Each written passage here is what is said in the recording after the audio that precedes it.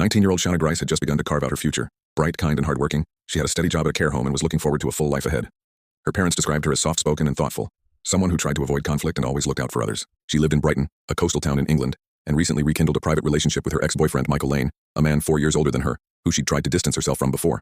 What started as an attempt to keep things civil would turn into a terrifying, deadly game of obsession. Michael Lane and Shana had dated briefly, but she ended the relationship wanting to move on. Michael didn't take it well. Over the next few months, his behavior turned increasingly disturbing. He would follow her. He would show up uninvited at her workplace and home. He watched her windows from across the street. He once entered her house and left a note apologizing for stealing her keys. When she began seeing someone new, Lane ripped up a Valentine's Day card from her new boyfriend and left it shredded on her bed.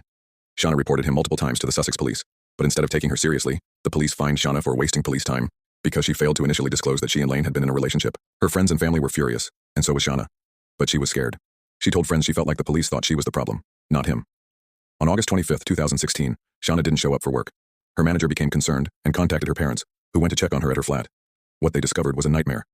Shana was found dead in her bedroom, her face badly burned. She had been attacked in her sleep, her throat slashed, and her body set on fire in an attempt to destroy evidence. Investigators quickly zeroed in on Michael Lane, who had already been the subject of 5 police reports by Shana in the previous months.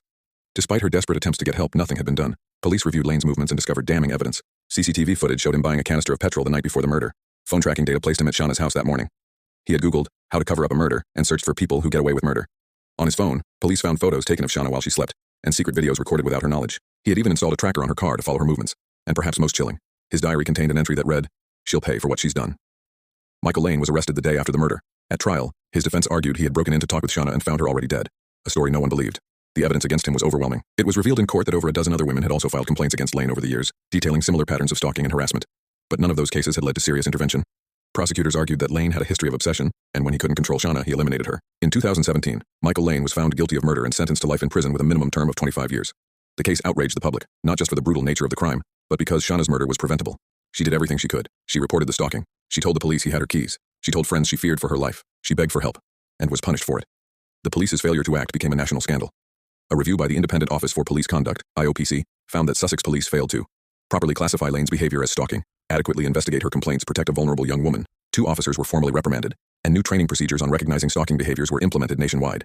Shana's parents, Sharon and Richard Grice, have since become passionate advocates for victims of stalking. They worked with the media and victim advocacy groups to ensure that their daughter's story wouldn't be forgotten. In an interview, her father said, "They treated her like a liar, like she was wasting their time, but she was right. She was in danger, and now she's gone." The case sparked changes in how UK police forces handle reports of stalking, including new national protocols and the creation of stalking protection orders. Shana Grice was more than a headline. She was a daughter, a friend, a hardworking young woman trying to live her life and escape an abusive ex. Her death reminded the world that stalking isn't a nuisance. It is a precursor to violence, and that women asking for help deserve to be believed, not fined.